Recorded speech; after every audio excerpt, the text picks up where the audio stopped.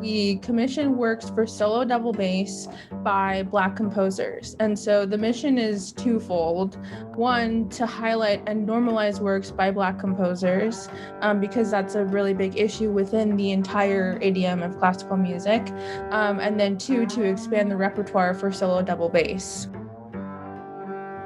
I had a great time chatting with today's guests. They are part of a very cool organization, and they have a fundraising goal by the end of the month. Hope you can contribute. I'm Jason Heath. This is Contrabass Conversations, and we are talking today with Camellia Aftahi, Michael Martin, and Tyson Davis, who are all involved with Bass Players for Black Composers. This organization was founded in June 2020, and it commissions and publishes new works for double bass by Black composers. It's celebrating its 1-year anniversary here. Like I said, they've got a fundraising goal. We talk about that, the origins of the organization, their hopes for the future, what it's been like this past year, and much more. Really hope you enjoyed this conversation. Quick shout out to our sponsors, Dorico, Ear Trumpet Labs, and Modacity. More on them later, but let's dig into this conversation all about bass players for Black composers.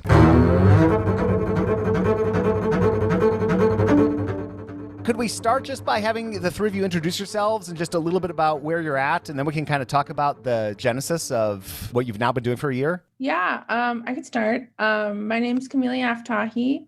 I'm a bassist. I did my undergrad in San Diego at San Diego State University. After that, I did my master's at the University of Cincinnati College Conservatory of Music. And while I was there, I was also a CSO CCM Diversity Fellow.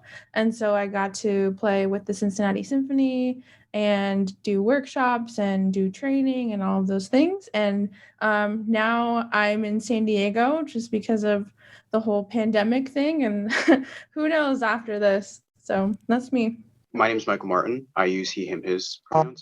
I'm from Allentown, Pennsylvania, which is about 45 minutes north of Philadelphia. I went to Oberlin Conservatory for undergrad. I went to Northwestern University for master's. And then right after that, I also was a diversity fellow at the Cincinnati Symphony and Cincinnati Conservatory of Music. And I was there for about, I think, 6 months before I was offered a fellowship here in the New World Symphony in Miami Beach. I'm Tyson. I am a composer at Juilliard. I just finished my second year in undergrad composition, so fairly young. But I've had over the last year and a half, I've had this extraordinary opportunity to have this numerous amounts of commissions, and performance opportunities. And when Sam from Bass Players and Black Composers emailed me, I want to say in June of 2020, and we were talking about, or maybe even earlier, talking about revisions to my I've been doing a series of solo pieces, and the bass one is the 5th in the solo series, kind of like the Barrios sequences. But now I'm writing the 12th one over there on my drafting board for solo viola, and I've had the privilege to have most of them commissioned. This one is by WQXR, but yeah. So I've just been very fortunate, oddly enough, during this pandemic time. And it's so ironic that I started writing a solo series back in September 2019, before it all happened. Yeah, a little bit of foreshadowing somehow there. Yeah. Uh-huh.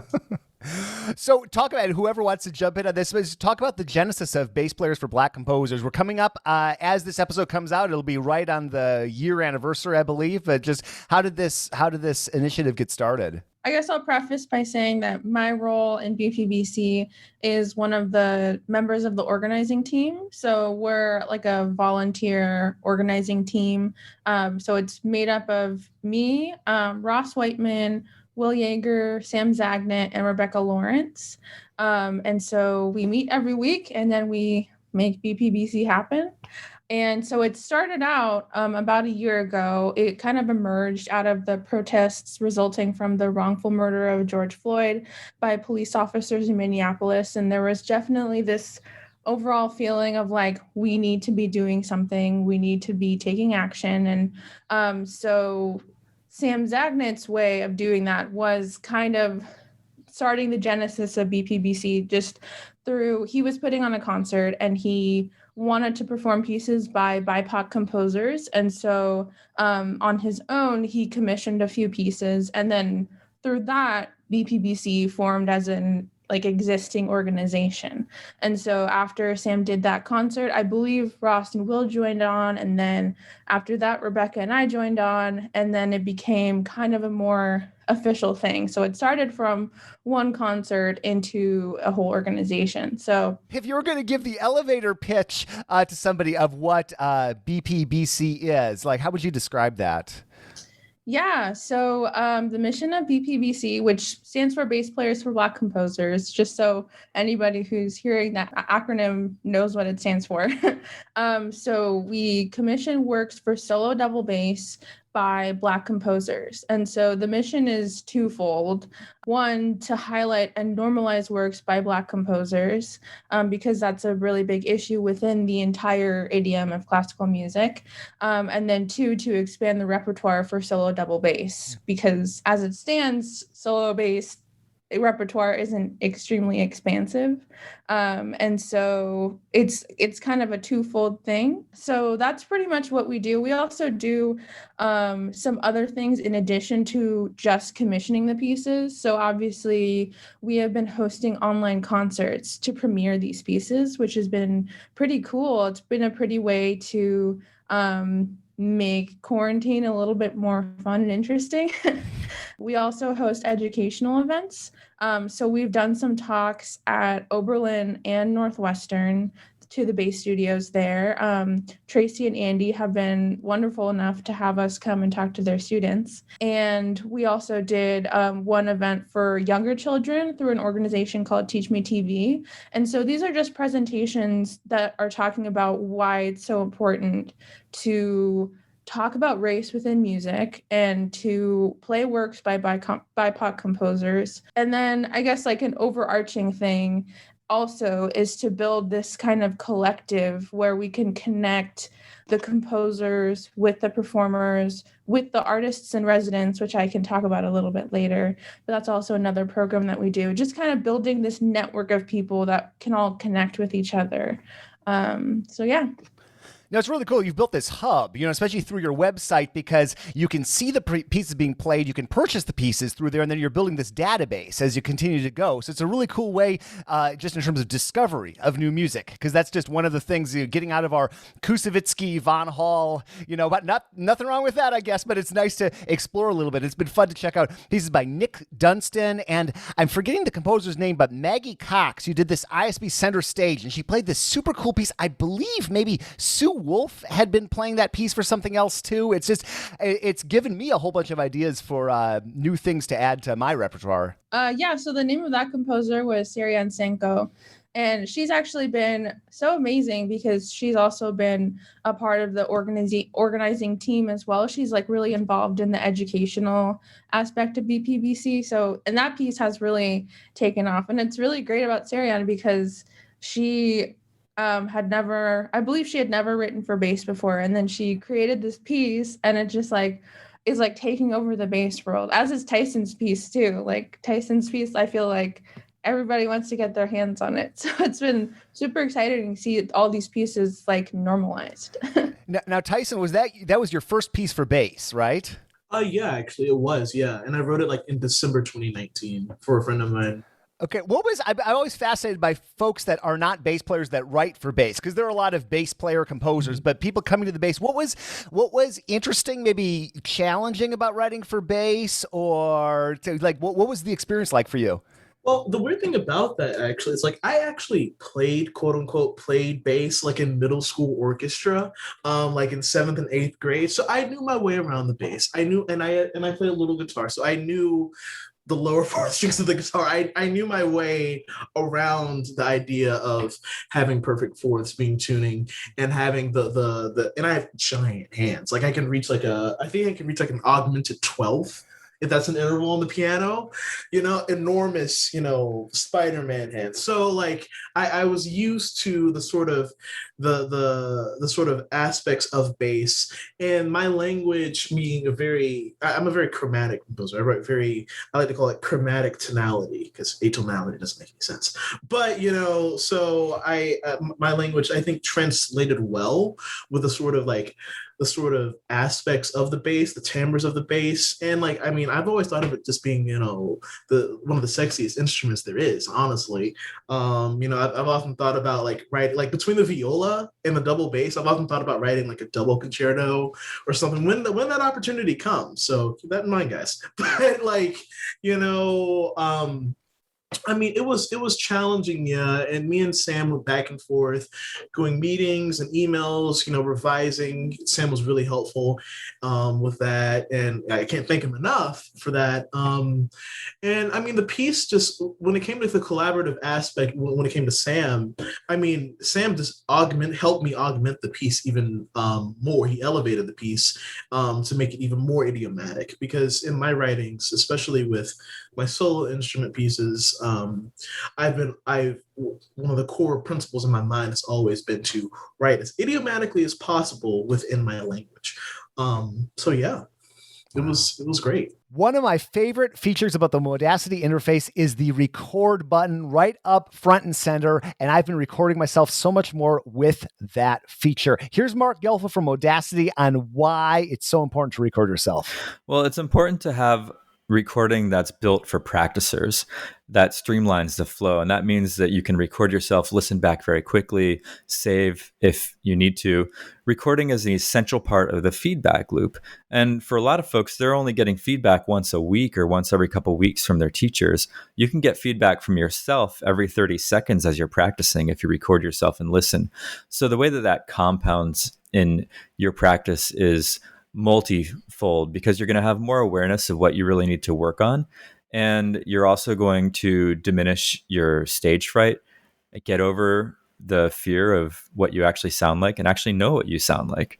So once you can embrace your sound with reality and be able to self-direct your practice a little bit more, you are on a really elevated path to practice. That's why self-recording is so important, Jason. You can learn more about my favorite practice app and get a special deal on lifetime membership by visiting modacity.co/CBC. And thank you, Modacity, for sponsoring the podcast. This episode is brought to you by Dorico. And one of the things that attracted me so much to this app is the beautiful user interface. Here's Daniel Spreadbury, Senior Product Manager, on how they thought about designing this user interface. It was building on that idea of having everything in its place and a place for everything, basically, and not just throwing everything at the screen and hoping that you'd be able to find your way through it. I have become a true fan of Dorico. I have the full version. I use it every single day. I use it in my lessons. I use it for...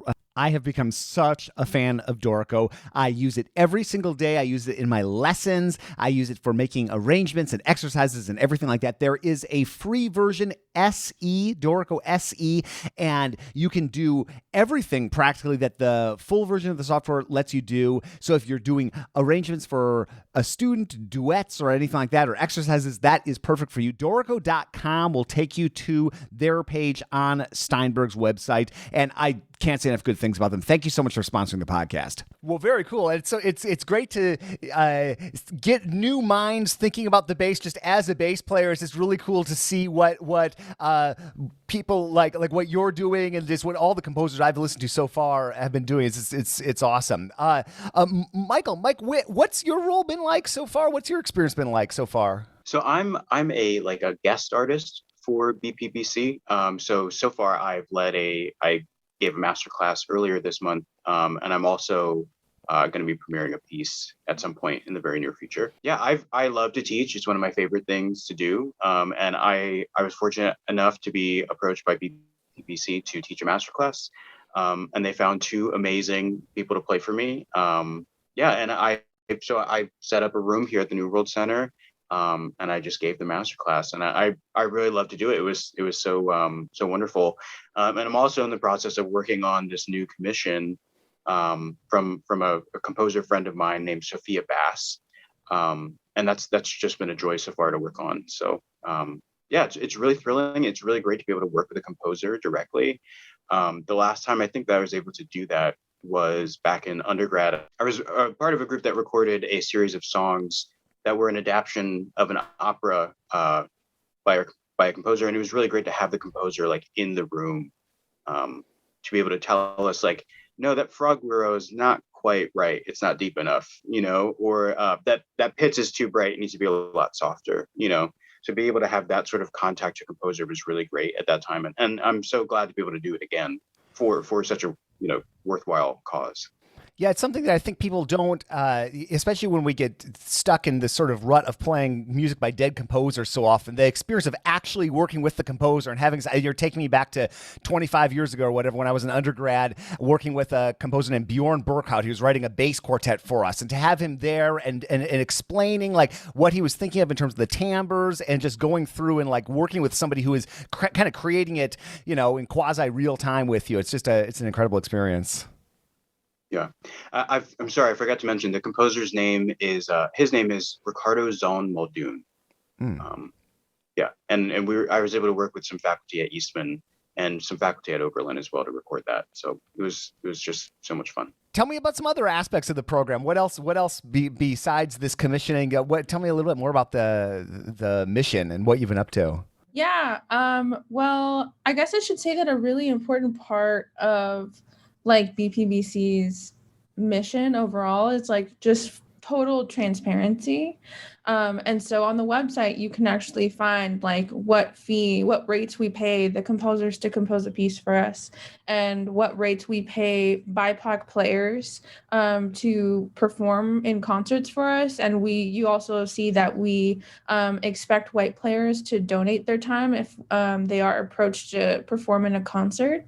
And so this transparency is a really important kind of pivotal aspect of our organization, because like with an organization that is like, we're so passionate, but we're also really want to do the right thing. And so transparency is like really the only way that you can really do that.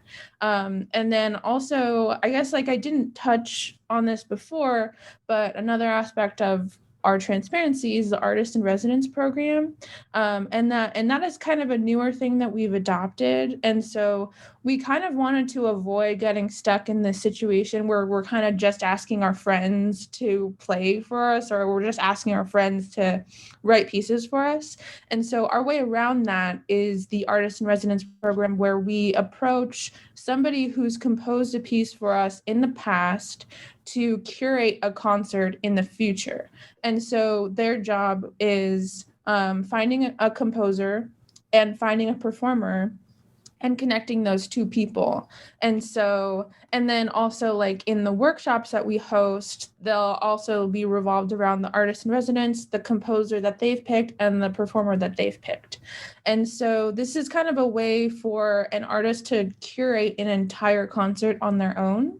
And this has been a really successful kind of facet of our organization thus far. Our most recent artist in residence was Darian Donovan Thomas, who wrote a piece for us a while ago, I think in September or something like that. It's called A Disintegrating Foundation Under a Catastrophe of Air. So that's the piece that he wrote for us. And then most recently, we asked him to be an artist in residence. So he found a composer named Amira Leon, who is just like so inspiring and so amazing. And just like the way that she talked about music in general is just like, if you watch any of her stuff, you'll see that like she just like lives and breathes art. It's so amazing.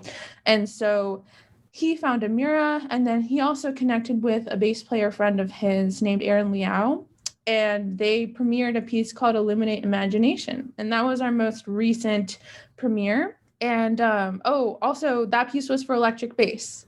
So we also do pieces for electric bass as well. We have 2 pieces so far that are for electric bass, so not just upright bass.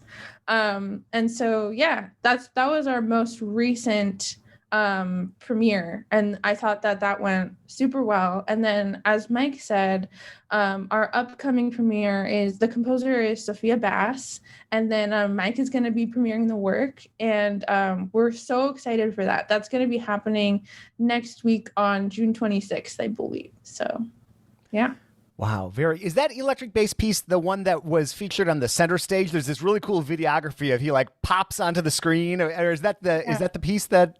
So that's actually our first electric bass piece by a person named Byron Crenshaw. Oh, that's right. Okay. And he was actually also a part of so our artist in residence, Mason Bynes, found Byron And he was actually so I believe he's our only person thus far who is a composer and performer. So he composed the piece and performed it himself, that was really cool.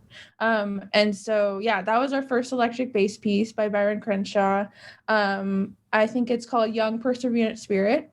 And then we have our second one that just premiered, and hopefully we can do more of the electric bass in the future. It's been super cool because like for me personally, I hear these electric bass pieces and I'm like, oh my gosh, like, should I pull out my electric? Mm-hmm. It's been like so long, but maybe I should like pull it out and learn these pieces again. It would be very uncomfortable, but very fun. I just wanted to say that I think it's extremely important, actually, that people expand their ideas beyond the idea of their regular acoustic instruments. Because, like, you know, I'm in the midst of my conservatory studies right now, so we know how that can be. You know, just being, you know, in a constant state of solely quote unquote classical music, whatever that means. You know, so I think it's really, really important, really great that you guys are starting to do that and get composers and performers to think beyond the boundaries of the box of the conservatory, you know, because that's what I'm trying to avoid like the plague. You know, I'm constantly thinking about it every time I write every single note, you know, on paper, just constantly trying to think outside of the boundaries of the traditional conservatory, you know? Yeah, and I think that's like a big part of just like everything that BPBC does. I love that you like pointed that out, Tyson. This episode is brought to you by Ear Trumpet Labs. They make an incredible mic for upright bass called the Nadine, and 6-time Grammy-winning jazz bassist and former Contrabass Conversations guest, Christian McBride, is a big fan. Christian says, as an acoustic bassist, it's very important for me to have this instrument amplified as naturally as possible. What I love about this microphone is that it makes the instrument sound exactly how I hear it in my head. Honestly, I don't know if you can get a better review than that. The Nadine is an instrument-mounted condenser mic with an incredibly clear, natural sound and great feedback rejection. Ear Trumpet Labs is offering a free t-shirt with mic purchase from their website. Just visit www.eartrumpetlabs.com/contrabass to claim yours and learn more about Nadine. After several years of planning, I'm so happy that my course, Beginner's Classical Bass, is out on Discover Double Bass. This course is made up of 66, yes, that's a lot, video lessons which cover a wide range of topics on classical double bass, starting from taking your bass out of the case, which is very fun to film, and Jeff Chalmers of Discover Double Bass and I have a great blooper reel about that, and leading to different bow strokes such as staccato and portato. The topics also include posture, simple scales and arpeggios, left-hand technique, bowing technique, simple pieces which are fun to play, practice tips, and much more. You can learn more through the link in the show notes or just visit discoverdouble.bass.com/Jason Heath. Well, electric bass, we're cousins with the electric. I mean, I don't know. Mike, do you play electric bass to some extent? Not like in recent history. In high school. So in high school, I basically like for most of so I started playing like bass, like electric bass when I was like 14. And I started studying upright bass with my teacher. I'm going to shout him out. His name's Dominic Fiore. He's a wonderful guy. And he comes from this like tradition of like players who do both, you know? So when we would have lessons, you know, we'd play like a Vivaldi sonata or something. And, you know, and then right after the lesson, he'd be like, okay, I got to go. I have to go play like a jazz show, you know, later tonight, like down the road at a bar or something. So to me, like, that was just like, oh, so like, that's what the bass is. And most of my exposure to like music at the time was like, you know, watching, you know, like YouTube videos and whatnot. And for me, a lot of my biggest role models were like jazz bass players. And at the same time, I was like having all this exposure to really, really great classical music in like the Philadelphia Orchestra, because I started going to Philly for youth orchestras. For me, it just felt like they both were like very valid and like artistically valuable. And then eventually I had to sort of decide like which I wanted to study in school. Which looking back on it, it probably wasn't as rigid of a choice as I thought it was going to have to be. But anyway, so so I don't really play electric bass anymore, but I'd really love maybe to toy around with it a little bit. I think it's a really great instrument, and it's definitely like changed the way that I approached playing double bass in some good ways. You know, like I've definitely like done a lot more fingerings like across the strings in my lifetime because of playing electric. But yeah, I didn't develop too many bad habits from from holding the electric. It's one of the cool things about our community is that so many of us play electric bass. I was at a music festival recently and we all said, how do you get into double bass? And everybody said heavy metal. Every single person at the table had been like, I was in a band called Toxic Death. That's what I did before playing upright bass. And everybody kind of had whether they were from Spain or Mexico or wherever. And then we play so many different genres, right? Whether it's rock or jazz. And so there's an open-mindedness, or there tends to be, in my experience, among bass players. And our repertoire is so much less developed, might be a word, than, we've got our concertos we can name on one hand. And then so I think we're just on a search for new repertoire in a way that maybe some other instrumentalists might not be so much. So that's one of the cool things about doing this for the bass community, in my opinion. Yeah, and just to add one thing on top of that, chamber music as well is something that I feel like we don't get a ton of experience playing, but it's so valuable. I have these super vivid memories of having to get up super early for school in high school and having to come home super late at night because we had a jazz ensemble rehearsal. It was just a small 5 or 6 piece ensemble, just playing standard charts, and it was so much fun and it was so good for me artistically to be in a situation like that where I had to be a contributing member of an ensemble at a young age, and just to be given the freedom and the responsibility to help support the ensemble. So that was really useful for me. And of course, a lot of that repertoire is Black composers, Black jazz musicians in the 20th century. So it was really cool to me to have that sort of experience. And I think we need more of that in the classical realm as well. I think we need more really great chamber music and more works composed by Black composers. So.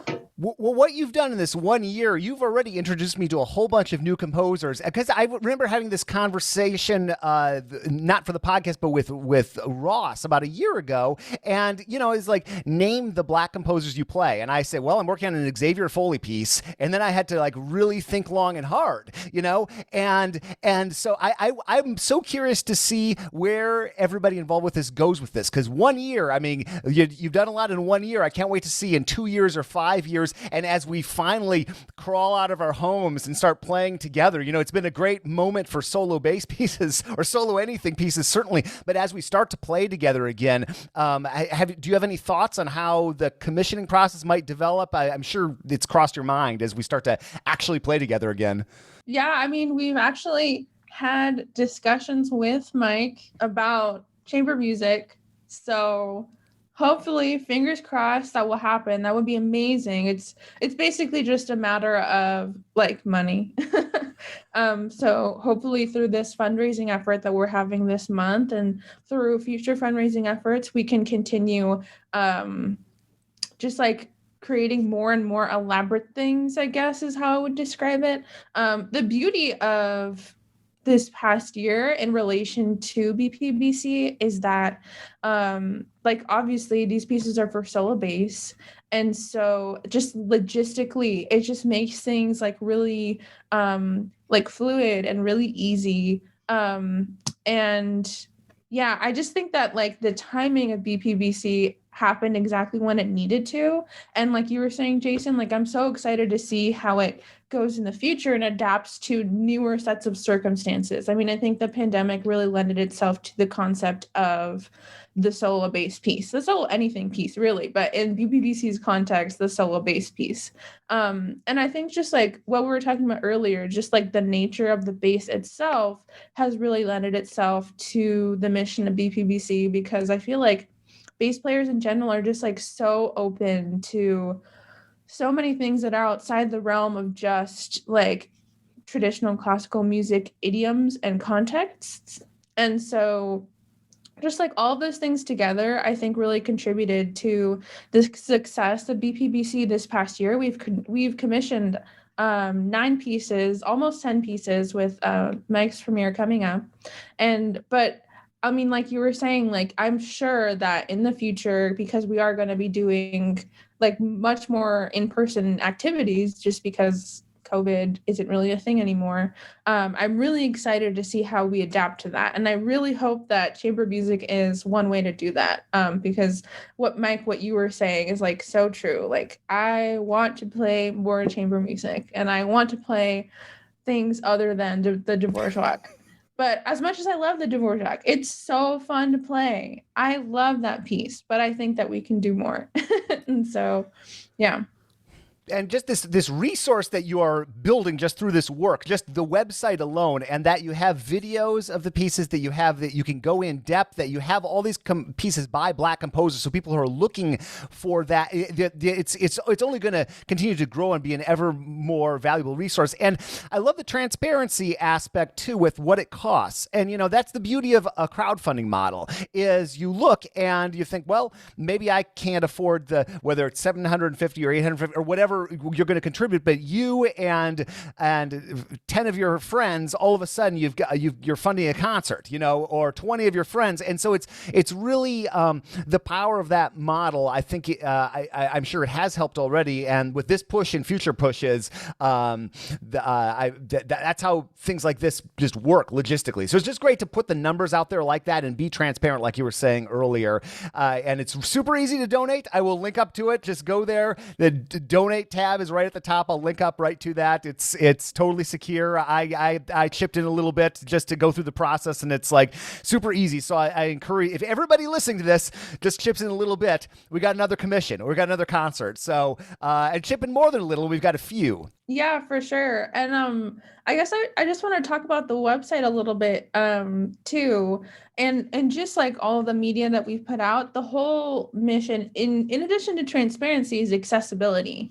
We want these pieces to be accessible to any bass player who wants to play these pieces. So if you have any interest in playing these pieces, that you'll be able to play them, and with guidance too. And so a large part of that process is that we also do workshops with the pieces. In addition to the premieres, we workshop the pieces. And so that usually takes the form of a discussion with the composer and the performer about what that process was like. What that process of composing the piece was like, what the process of working on the piece with the composer was like. And Tyson, maybe you can talk about what that workshop process was for you. But the whole mission is like, if, for example, I can talk about me personally, I was learning Clifton Joey Goodry III's In My Bed. And that piece was the first entirely improvised piece on solo bass that I had ever played. And so I was ridiculously intimidated, and I was able to go on YouTube, find the workshop of that piece, listen to Joey talking about their process of composing the piece and all these things. And then I could watch Ross's performance of the piece and just have that all as a reference. And the beautiful thing is that if you go on the website, you can purchase the piece for, I think that piece is $30.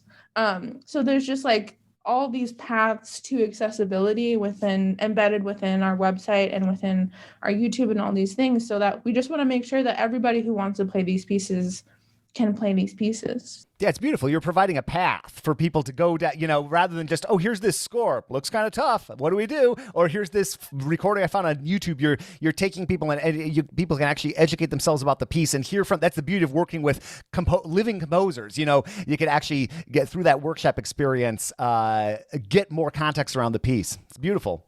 Yeah, exactly. Tyson, do you want to talk about how that workshop was like for you? Yeah, sure. It was great, actually. Whether it was talking about the things that we talked, me and Sam talked a lot about, the things that we changed, the things that didn't work in the workshop, things that could be better for both parties on both sides.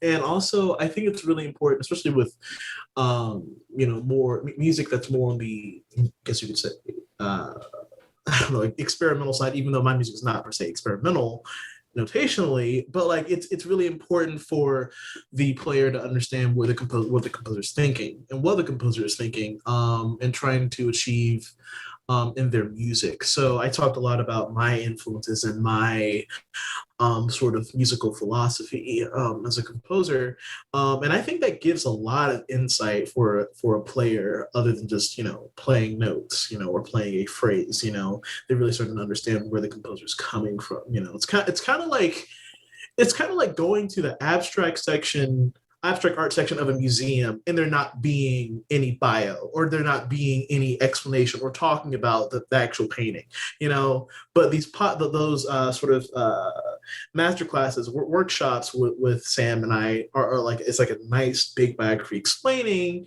this abstract piece of art. Yeah, and I think that new music specifically, as somebody who is kind of new to the new music scene as myself, because I just spent so long in the traditional musical academic setting, I'm relatively new to the idea of performing in new music. And so it can be very intimidating, and it can be kind of scary and kind of like, oh no, like I'll never be good enough to interpret these things on my own. And so I think that that's kind of the beauty in having all of this material out there, to make sure that people know that like you don't have to, go to UCSD to be able to play these pieces. Although going to UCSD would be amazing. But the cool thing is like seeing people from Oberlin and Northwestern playing these pieces on their recitals. I think that's been like kind of like the inspiring thing, is like embedding these things within the context of the traditional musical setting. Yeah, so I couldn't help but think of some parallels to like more popular styles of music. So one of my favorite bands, they're releasing a new album and they're releasing a couple of singles from it, like over the course of like 6 weeks. And one of them, they dropped it and it was amazing. It was so cool. And I was like, I have to figure out how to play this chord progression. It is so beautiful. And I was trying to puzzle it out on the piano. And I was like, you know what? I wonder if anybody has like uploaded this on YouTube. And not, 12 hours after the song was out, some guy in like the UK had totally figured out all the chord progressions. He knew everything. This was like so easy for him. And like, it was really, really an accessible way for me to get into it. And I think, like we need more of that with the music that we play, and I think having like workshops like readily available is such a great, like, great way to sort of take this music a little bit out of like an academic setting, and make it more accessible, more playable for everyone. For sure. That's the beauty of YouTube. It's the curation aspect is that the challenge is there's so much out there, but providing workshops like that and just sending people down a path is just so great. Anything else you all want to get out there? It's fun to connect with all three of you. But yeah, anything. We'll link up to the website. We'll link up to your Instagram, Facebook, your YouTube channel. I'll link up to the donate page just to send people directly there. But yeah, anything else you want to let people know or want to dig into? Well, I guess we can touch on just like what this month kind of means for the organization. So this organization was founded in June of 2020, and now it's June of 2021. So we have been a thing for a year. And so to celebrate that anniversary, we are doing a big fundraising push. We're trying to raise $15,000, which is ambitious but exciting, so that we can continue commissioning these pieces, and hopefully so that we can do gradually more and more things such as chamber music. And we're really excited by the educational aspect of BPBC, and so hopefully more educational opportunities as well. And so part of this big fundraising push is that we've been hosting a bunch of events online. So as Michael said, we did a masterclass. We also have a masterclass coming up this next week with Kebra Sayun Charles, who is a bassist at Juilliard and was also a semifinalist for the Strings competition. And he also performed one of our pieces a little while back. He's amazing. And we also have our first in-person concert, which is on tomorrow, June 18th. I'm sure this episode comes out after then, but we will have had an in-person concert by the time this episode comes out, which is very exciting to say. And we have our 10th premiere with Sophia Bass featuring Michael Martin. And so, yeah, we're just trying to do this big fundraising push. And so we can't do it without the support of all these amazing people who are listening to your podcast. And so you can do that by going to our website and finding the Support Us page. And so that's kind of about the fundraising push. Tyson and Michael, do you guys want to talk about maybe like all the stuff that you've been up to? I would love to like highlight the stuff that you guys are up to right now? Sure. It's been an enormous amount of work that I've been asked to write, and that's amazing. These tableaus alone, like when I had written the bass piece, I didn't expect all this to happen. And then of course I'm in school and then trying to figure out how to balance, of course, the academic side of school with all these commissions, and it's sort of, especially as an undergrad, it's kind of ridiculous workload. But yeah, WQXR, I am writing a viola tableau for them. And then the Jack Quartet's actually gonna record a string quartet of mine that I wrote a couple years ago in July. Yeah, and I'm actually going to Lucerne, the Lucerne Festival, in August, to be doing some work there. But that's about it. Also, Kebra was my next door neighbor at school. We live right beside each other, ironically. Yeah, I met Kebra at Domaine Forget. It's a festival in northern Quebec. It's run by Paul Ellison and Francois Rabat come and teach there.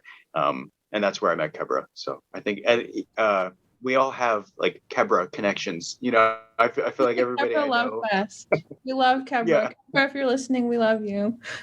like Kevin Bacon, right? Everybody's like 2 degrees removed from Kevin Bacon somehow. So as far as I don't have too much going on right now besides this premiere. I'm preparing for the Cleveland Orchestra audition that's coming up in September, so I've got a lot on my plate. But I just say, the last year has been really, really hard in a lot of ways for a lot of people, and it's been I feel very like privileged and fortunate that I've been able to channel that time into some very productive and like valuable things. At the beginning of the pandemic, shortly after George Floyd was murdered, I created a 3-part panel discussion series through Oberlin Conservatory, the New World Symphony, and I also had some guidance and direction from Sphinx as well. And you can find that on the Oberlin. It's hosted on Oberlin's website. It's called Black Reflections. So you can just search, Oberlin Black Reflections, and it'll come up. And it's basically like a 3-part series that sort of, I brought together, these like Black luminaries of classical music and of jazz. So I made sure that I would get bass players in every single like panel. So there's Chichi Nwanoku, she hosts one of them. Joe Conyers is also featured on one. And Christian McBride is also on another. So just a sampling of the people that are available. But it's really great. And it sort of just talks about the problems that we as Black musicians face in classical music, from their like historical roots to people's like modern, like lived experiences with them, to what our future can look like. And I particularly would steer people to probably like the first and third conversations the most. There's like, besides hearing people's amazing stories in the second conversation, but I didn't want to let this time go by without coming up with meaningful steps that we can make to make our field better for Black musicians. So definitely check that out. Yeah, and that's about it. I mean, I've been like studying privately with Alex Hanna in the Chicago Symphony. He's absolutely wonderful. He's been an amazing teacher during this time. And that has been made possible through the Sphinx organization. So grateful for them and all the support they've given me. But that's about all I've got going on. Well, all three of you haven't been resting on your laurels this past year. That's plenty on all of your plates. And it's great to have you all on. Like I said, I'll link up to everything. And really appreciate it. Well, thank you all for chatting. And folks, be sure to check out bassplayersforblackcomposers.com. Donate if you can before the end of the month to meet their fundraising goal. That would be great, or at any point, of course, as well. And it'll be great, like we said in this conversation, to see what they do a year from now, 2 years from now, 5 years from now. Can't wait. Thank you so much for listening. Maybe this is your first episode. Maybe this is your 815th episode or whatever number we're on right here. Regardless, I appreciate you following and listening. If you have a guest suggestion or a topic suggestion, or just want to reach out and say hi, feedback at contrabassconversations.com will put you in touch with me, and I love hearing from folks. I am excited to finally get back on the road for some bass events. As I record this, well, as you're hearing this, I'll have already gone and come back, I think. But as I record this, here it's June 17th, I am about to head to the Rabath Institute Los Angeles Celito de Jesus' wonderful event in Long Beach, California. Can't wait to do that and to play with some great musicians and to work with some great students. And from there, I'm heading to the Bass Institute. Renan Meyer, Eric Larson, and Hal Robinson, and all the great attendees, students. Maybe we don't call them students, fellows. I'm not sure exactly what they call them. It's kind of like a finishing school for bass players. I've been wanting to check it out for years. I am so excited to bring my gear and to cover it and to get some more journalistic, in-person coverage. I was having so much fun doing that in 2019 into 2020. That was on pause along with everybody else in the world for a while, and now we're starting to get back into that, and it's been something I've been looking forward to, so I'm just so pumped to do that. If you want to follow along with those events, I post as these events go on Instagram, so be sure to follow us there if you want to see what I'm up to, and then we'll do some more organized coverage when I get back, and thanks for the YouTube channel and write-ups and all that kind of good stuff. If you want to connect with us beyond the podcast, join our ever-growing email newsletter. We have free music we share out every month. We have news of what's going on in the bass world globally and much more. You can just go to our website, contrabassconversations.com, and sign up right there. Contrabass Conversations is produced by Michael Cooper, Steve Henchy, Mitch Mooring, and Trevor Jones. Mitch makes beautiful basses in the Dallas-Fort Worth area. Learn more at mitchmooring.com. That theme music you hear on this episode and the past 800-plus episodes is Eric Hochberg and myself. He's a wonderful jazz bassist, composer, and band leader in Chicago. Learn more at erichochberg.com. I'm your host, Jason Heath, and we'll see you again soon for more life on the low end of the spectrum.